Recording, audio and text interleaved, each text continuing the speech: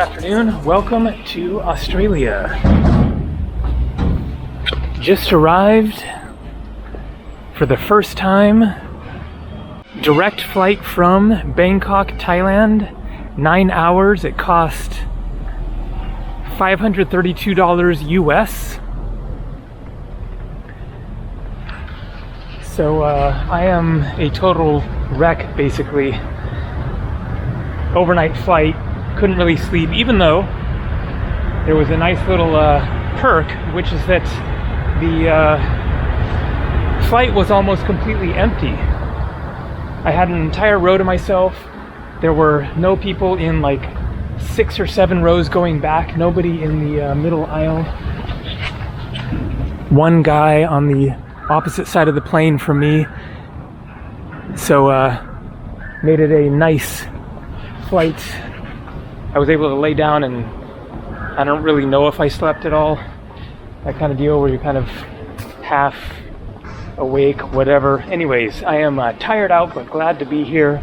I have that hotel there reserved for 5 nights. Whoa. Okay, we have some Australian wildlife. What is this? Man, that is a trippy looking beak and bald head.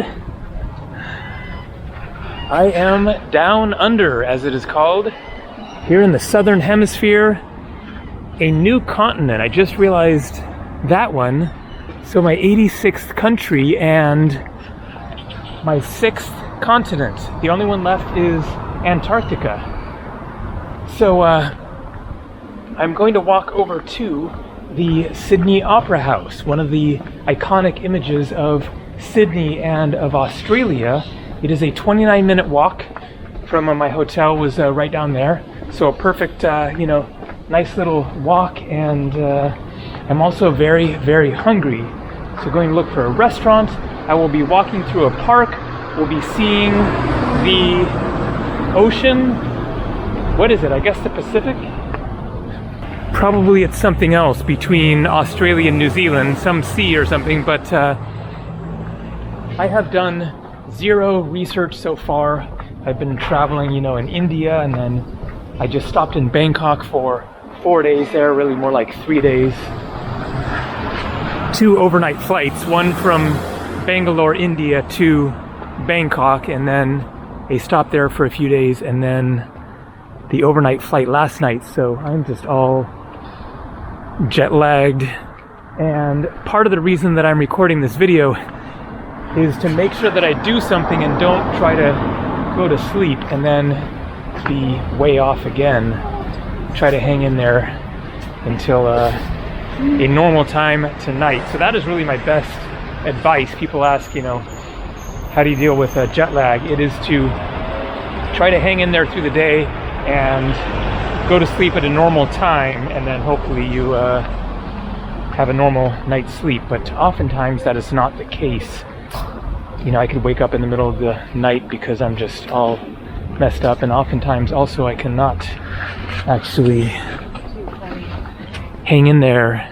If I arrive earlier in the day, then I will oftentimes want to get a sleep in the afternoon, and then that messes me up again. So anyway, here we are, glad to be here, and looking forward to exploring for however long I am going to be here in Australia.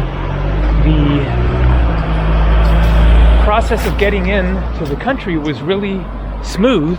I got my Australian visa a while ago, so I was all set with that, and then there were no COVID restrictions. Nobody asked for proof of vaccination, COVID test, anything like that. Just like fill out a form and show my passport. They didn't even ask for my Australian visa. I guess it's just automated and it's in the system, and then they see that when you show them your passport. So so far it's about what I expected. A very westernized country. I could be in Canada right now, or Seattle or something. Other than the wildlife, of course, looking a little bit different. But I'm sure that things will be looking much more distinctly Australian as I explore around further.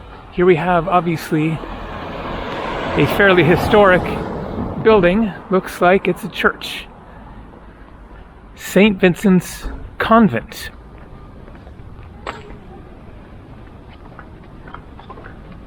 Alright, I will not bore you and film the entire walk, but we'll be filming whatever is interesting along the way. So I guess Potts Point is the neighborhood. This is Victoria Street, King's Cross train. That is where I got off the train. I will talk about that in just a second. Here you can see, looking across at downtown Sydney. So today is March 20th, so end of summer. It is currently 74 degrees Fahrenheit. That is 23 degrees Celsius. So I guess the weather patterns just shifted into this cloudier weather, and it's actually sprinkling just a little bit right now, so hoping that we don't get much in the way of rain in the coming days. Not great for exploring, but at least it's cooling down and not going to be super hot. In India, it was really heating up, so it was a good time to change locations. So going into the fall here in the southern hemisphere. So I took a train from the airport. It was $23 Australian. That is about 15 bucks US. I had to change trains at Central Station. At the airport, I withdrew money from an ATM, so that is how I usually get my cash when I'm traveling, is using an ATM. But of course, you want to make sure that you have some cash and a major currency on you as an emergency fund. I'll just say drive on the left here, British style. So, I will mention what I've mentioned many times in the past, the major ATM scam. So, I put my card in, PIN code, etc., and then it says $3 Australian fee for getting my money. I approve that, and then it asks me if I wanted to do the currency conversion. So this is the scam, total scam. It is just full-on theft. So basically the ATM is offering to do the currency conversion for you because I'm getting Australian dollars, and of course I am from the United States, and so my bank in the US is in US dollars, and so there has to be a conversion happening somewhere. So if the ATM offers to do the conversion for you, always decline conversion. That is the important thing to remember. So I noticed the amount that they were going to charge me if the ATM did the conversion, and then I looked up the proper exchange rate later. They were going to charge me an extra $40. And that wasn't even $40 Australian, that was $40 US. I withdrew 600 Australian dollars, which is like 400 US dollars. And so they were going to charge another 10%. And for nothing. You get no benefit. You don't get anything extra for that. It's just stolen money. So make sure, decline conversion and let your bank do the conversion, and they will give you a much better rate, the fair standard rate for that day. And then the other thing that I wanted to mention is my phone service, because I never have to get a SIM card. I have T-Mobile back in the US, and the international plan, it just works. I just turn on my phone when I arrive, and it searches for the network and connects. That's it. I have full data, internet, calling, text messages, everything. I get 5 gigabytes of high speed, and then it goes down to like really slow. So you want to try not to use all that up watching videos or whatever. My bill is like around like $95 a month for that. All right, so here we have the water.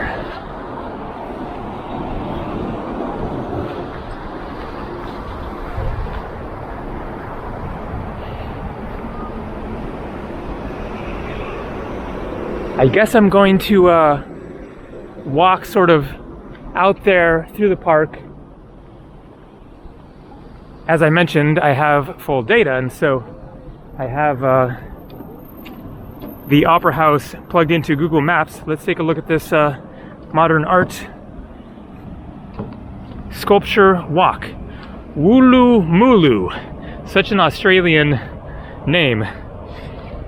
So here we are, plugged into the Opera House, 18 minutes from here, Royal Botanic Garden, Sydney. And so it looks like out there is a bay, actually.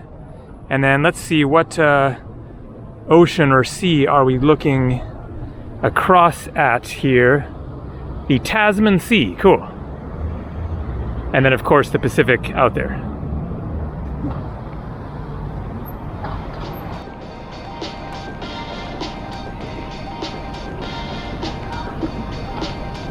So you can see the sculpture walk, all these sculptures.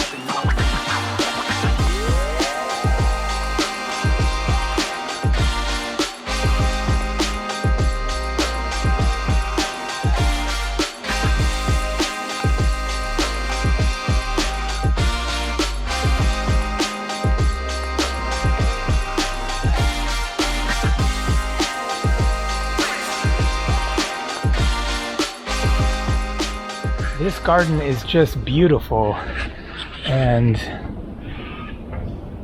totally different plants.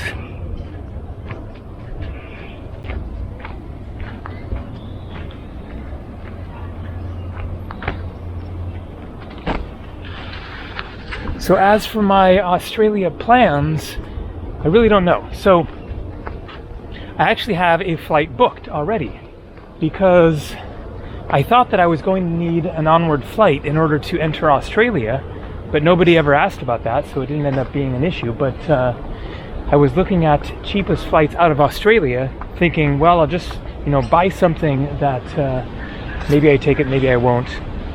One of the cheapest flights was to Fiji, so that is a good choice. That is in 18 days, so just 2.5 weeks, which I know makes for a quite short trip to Australia, considering it's a whole continent with a heck of a lot to see. But I could always skip that flight and stay. So they never asked for an onward flight, so I'm not really sure if it was technically required and they just didn't ask, or if it's really not a thing that you generally need. But it was only like $200 or so for the flight, like 3-hour direct flight. Another one of these birds. I wonder if it's like the national bird of Australia or something. So one of the reasons that I wasn't thinking of a long trip to Australia is just because I've been traveling for 3.5 months, and It is going into the spring in the US, and partly I'm just feeling like I will be ready for a break from the international traveling for a little while. Also planning to visit friends and family back home. My debit card expires next month, so I'll get the new debit card for using the ATM there, and then get ready for summer travel. So it just kind of makes sense to head back like in April to the US. So we shall see, but I may very well take that flight, go to Fiji for like a week or something, and then catch a flight from there back to California. But I can already tell, just based on the past hour, that I am going to enjoy this country, and I'm definitely going to want to come back again and see much more. And who knows, maybe I'll just stay longer.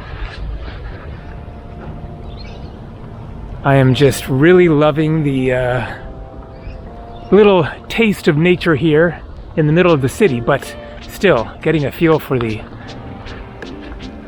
trees, the big, like Jurassic Park, like ferns or whatever you call these. Just the difference from everywhere else in the world of all these unique plants is really cool, but it is also just beautiful in general. So lush, so green, just really exuding vibrancy and the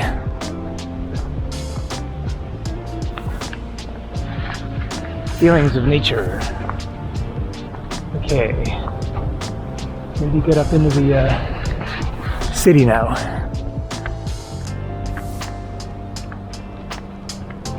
Time to find out what these birds are.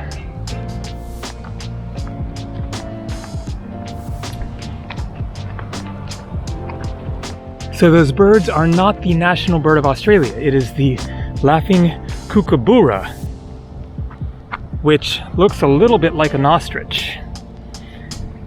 About the size of a crow. Oh, so they're fairly small. So what are those long black-beaked things?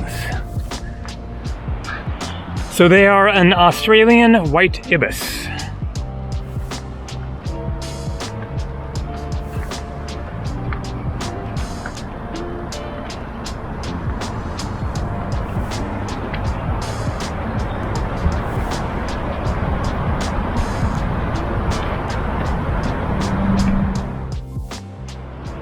Back into the concrete jungle.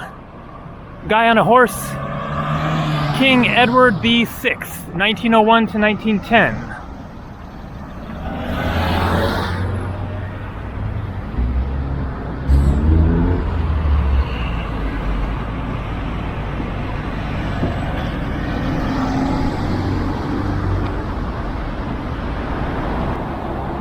So we have an interesting looking area there. I think that might be where ferries depart. The Sydney Opera House is straight up ahead here out in the water. So there you can see one of the ships coming in. So I learned something new about Australia as soon as I checked into my room and noticed that all of the plugs were different, and also different from anywhere else that I've been in the world. They have their own unique plug, and my universal adapter that I have for various plugs around the world does not have one for Australia. So I have no way to plug in my phone, laptop, etc. at the moment. I just stopped into a convenience store on the way and they didn't have it. So I'm sure that I will find a travel store or whatever that will have the right kind of plug that will plug into the Australian socket and that I can plug an American socket into. The power isn't a problem, even though the United States runs on 120 or 110, and here they run on 240. But cell phones and laptops are made to be able to handle the varying voltage, so it can work on 110 to 240, but it is a matter of the different plug. There you go, the Sydney Opera House, built from 1959 to 1973.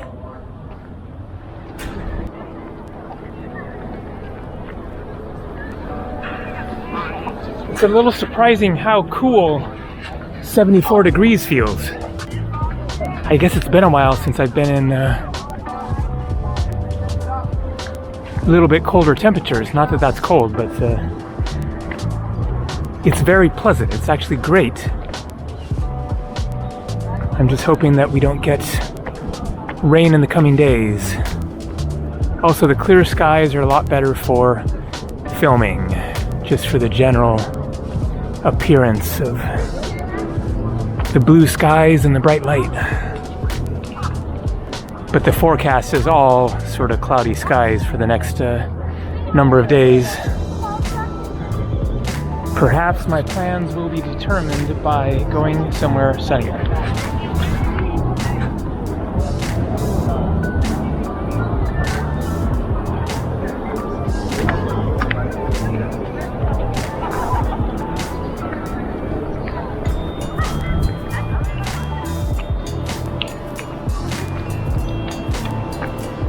So it's 5 p.m. at the moment, and I'm not 100% certain that I'm going to make it to, 10 or 11 o'clock tonight. I am just like half asleep.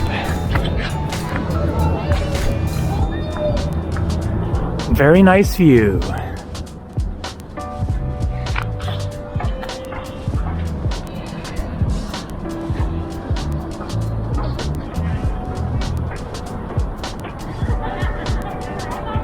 All right, let's head back into the city. Go check out the ferry area there and look for my socket adapter, and then a restaurant, get a drink, something to eat.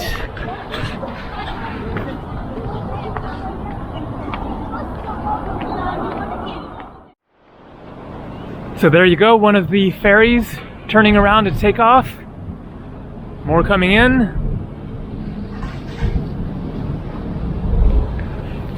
So this is just a first impressions video. I will make more of a proper tour in the coming days, showing more of the city. I don't even know what else there is to see other than the Opera House. So the plan for now was just to wander around randomly, see what I find. So I was thinking about where to eat, and the only Australian restaurant that I know of is Outback Steakhouse. Not that I was necessarily thinking of trying to find one and go to it, but then I was curious, do they even have them in Australia? Or was it just like an American interpretation of Australian food or something? And so I looked on Google, and sure enough, they do actually exist here. The closest one is like 7 miles away, so not going to go there. I'm sure that there are much more authentic choices. But that also brought to mind kind of a funny thing about Taco Bell. And apparently they tried to expand into Mexico. So Taco Bell is basically American Mexican fast food, tacos and burritos and stuff. And so apparently they tried to open businesses in Mexico, and they totally failed. I mean, they should have seen that coming. Why would a Mexican go to Taco Bell in Mexico?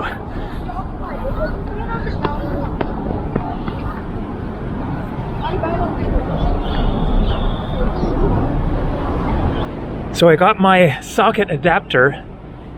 Hard to see, but the Australian is 2 flat plugs at an angle, and then a grounding plug there, and then I will plug my American laptop and cell phone thing into there. It was $17 Australian, which is $11 US. Here is the money.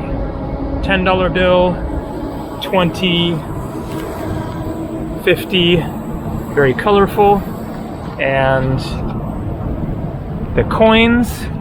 So the larger one is $1 and the smaller one is $2. Kind of like our dimes, which is 10 cents, is smaller than the penny. I don't really understand why they don't make it more, you know, like you would expect, and make the smaller one the smaller denomination. But anyways, $2 coin on the right, $1 coin on the left.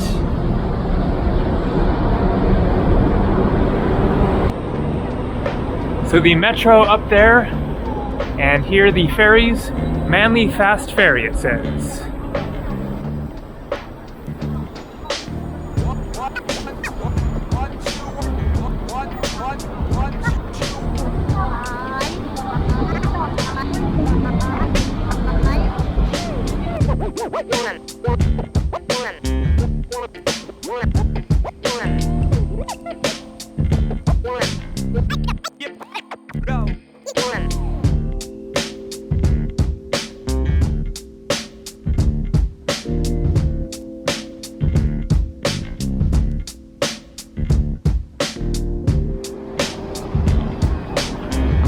Betty's Burgers. So I've been craving a burger, but I want to go to like a pub.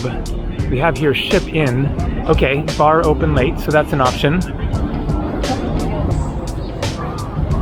But then I also saw a couple of restaurants on Google that were up a side street.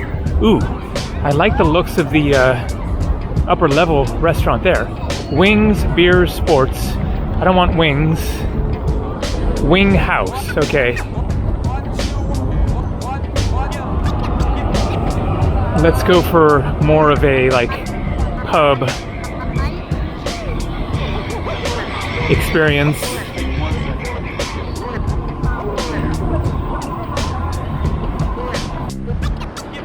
So this Paragon Hotel is a pub up there. So going to check that out. So this might actually be basically the end of the video for now. So first impressions of Sydney are, I like it. It is what I expected.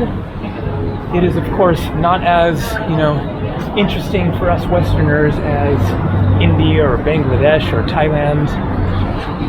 It is much more what I'm used to, but what Australia is really going to be about is getting out of the city into the outback and see the nature and the wide open landscapes and stuff like that. I don't know how I'm actually going to do that yet. We shall see. I have some options, but anyways, something different for me being here.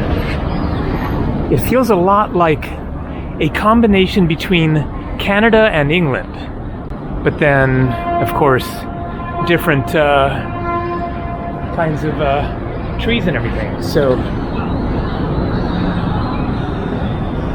time to relax, grab a drink, and get something maybe Australian. We'll see. Maybe just a burger.